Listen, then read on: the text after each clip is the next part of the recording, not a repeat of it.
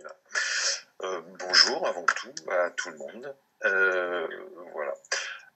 Donc Vidélio est un intégrateur audiovisuel. Nous travaillons dans tout le monde de la vidéo, dans son sens large, avec le son, la lumière, et nous faisons de l'intégration de vidéo depuis des marchés, on va dire corporate, comme l'installation de salles de réunion, de salles de conseil, d'auditorium, de théâtre, des palais des sports, des universités, jusqu'au monde du broadcast, de la chaîne de télé, des quarts de reportage. Et on fait ça aussi dans le monde des paquebots de croisière, et on le fait de manière fixe et sous forme d'événementiel pour des assemblées générales, des présentations de produits ou des shows.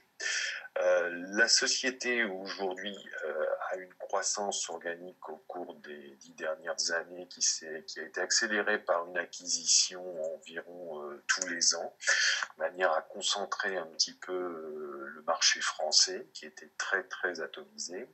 Et aujourd'hui, on peut dire qu'on est une bonne grosse PME d'environ 250 collaborateurs, une vingtaine d'agences en France, dans toutes les grandes villes, 5 implantations à l'international, dont l'Angleterre, l'Italie, Dubaï, les États-Unis, et puis tout récemment Hong Kong et un petit peu l'Afrique du Nord en cours de réflexion.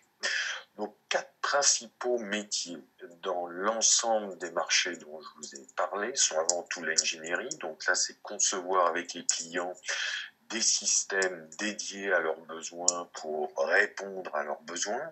Alors ça peut aller, comme on l'a fait avec le groupe SFR, l'intégration pour l'ensemble de leurs nouveaux sièges, tout intégré avec des nouvelles technos liées à la mobilité et ainsi de suite. Ça peut être une chaîne de télé clé en main au Tchad, ça peut être l'intégration sur les bateaux de croisière Oasis où nous sommes sélectionnés. Donc ça va être toute la partie design engineering. Après, bien sûr, toute la partie système installation dans les temps, bien évidemment. Et puis après, toute la partie service, où là, on va à la fois assurer la maintenance, mais potentiellement aussi l'opérationnel et la délégation de services sur site. À titre d'exemple, on aime bien citer que nous sommes présents sur la base de Kourou en Guyane, où on a 30 collaborateurs qui gèrent toute la vidéo liée au lancement des fusées Ariane ou autres d'ailleurs pour le CNES. Et puis on a une autre activité qui est de la distribution pure de produits vidéo, principalement des vidéoprojecteurs et des écrans. Et là, nous faisons de l'achat-revente. Et voilà, tout simplement auprès de revendeurs français. On a une base client d'environ 33 000 clients qui n'était pas propre du tout, et on a atteint en 2013, à peu près pareil en 2014 d'ailleurs, environ un petit 180 millions d'euros, dont 20% à l'international, hors l'activité croisière qui est, elle, que à l'international. Voilà. Donc, pourquoi un CRM? Alors, lié au rachat de ces sociétés, comme je vous ai expliqué, et le fait que nous sommes surtout sur une gestion d'affaires, l'ensemble des commerciaux chez nous sont très autonomes sur l'ensemble de leurs affaires de A à Z, je dirais quasiment depuis l'identification du besoin client jusqu'après la collecte de l'argent pour se faire payer. En fait, on a aujourd'hui sur les 3 métiers que je vous ai parlé, on a 70 commerciaux répartis sur toute la France et puis 50 ingénieurs terrain après-vente et environ une bonne centaine d'ingénieurs vraiment d'installation. Donc, on avait une vraie problématique d'avoir une vision globale de notre business sur toute la France et puis éviter tout bêtement qu'un commercial à Lille puisse répondre à la même affaire que le commercial qui puisse être basé à Toulouse. Puisqu'il y a pas mal d'appels d'offres, soit publics, soit même privés, qui sont maintenant très très larges. On avait besoin de structurer cette activité commerciale, savoir quels étaient nos points d'entrée chez nos principaux clients, et puis aussi connaître les systèmes, je dirais, que l'on avait installés, mais également aussi nous s'intégrer à nos systèmes existants, puisque nous avons à la fois développé en interne un outil de cotation, développé vraiment maison, et puis aussi via notre ERP qui est Navision, d'un concurrent. On était à la recherche d'un outil le plus simple possible, le plus efficace et qui soit ouvert.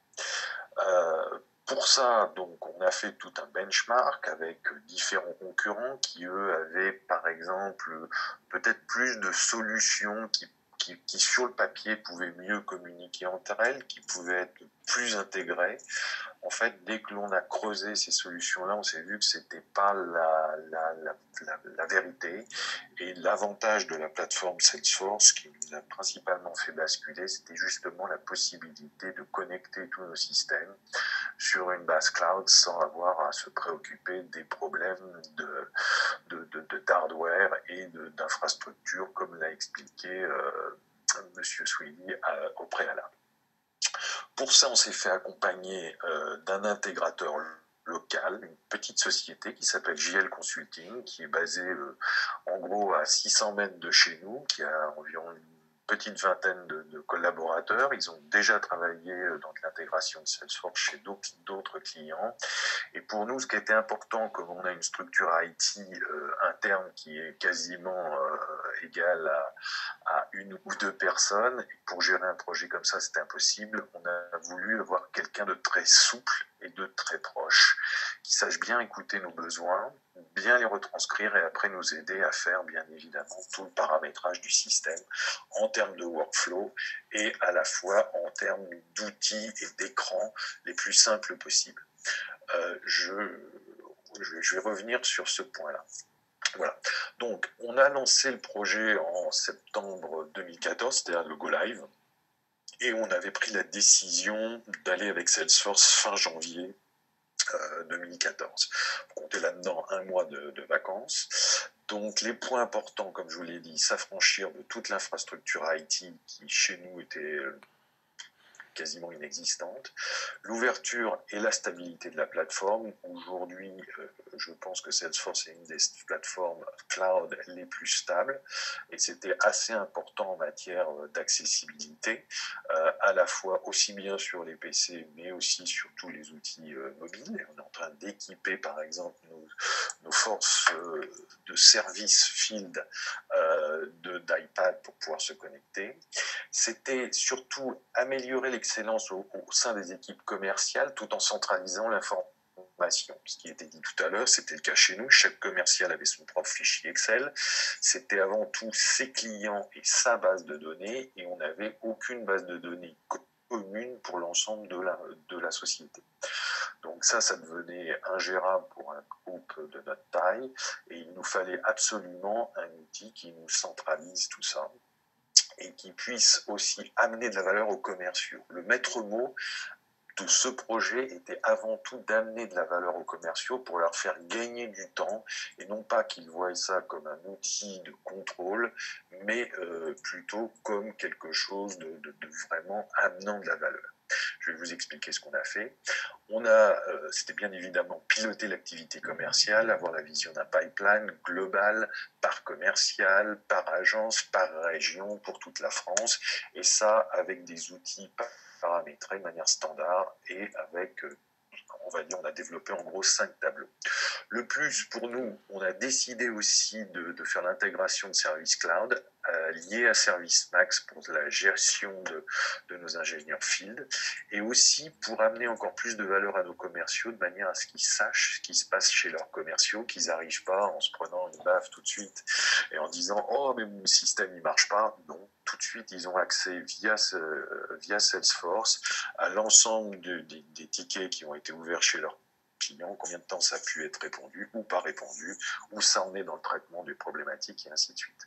On en est même à intégrer l'ensemble des plans des salles que nous réalisons dans Service Cloud pour que tout le monde, si ils vont sur le site, ils aient accès aux plans qui ont été faits. Qu'est-ce qui s'est passé?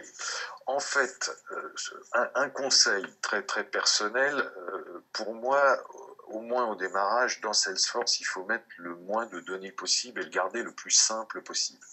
Donc, on a importé simplement sur les 33 000 comptes, 7 500 comptes actifs qui étaient en gros les comptes avec qui nous avions eu une transaction commerciale au cours des 36 derniers mois. Point. On n'a pas importé de contact puisque la base contact qu'il y avait à la fois dans les fichiers Excel ou dans notre ERP n'était pas d'une qualité suffisante et pas assez up-to-date. Donc on a décidé de ne pas le faire et c'est les commerciaux qui doivent le faire au fur et à mesure. De manière aussi à éviter une charge de travail énorme, on a réimporté l'ensemble des devis qui avaient été effectués pour chacun des comptes importés. Donc il y a eu toute la base de devis faits dans l'outil externe qui a été importé et lié à Salesforce.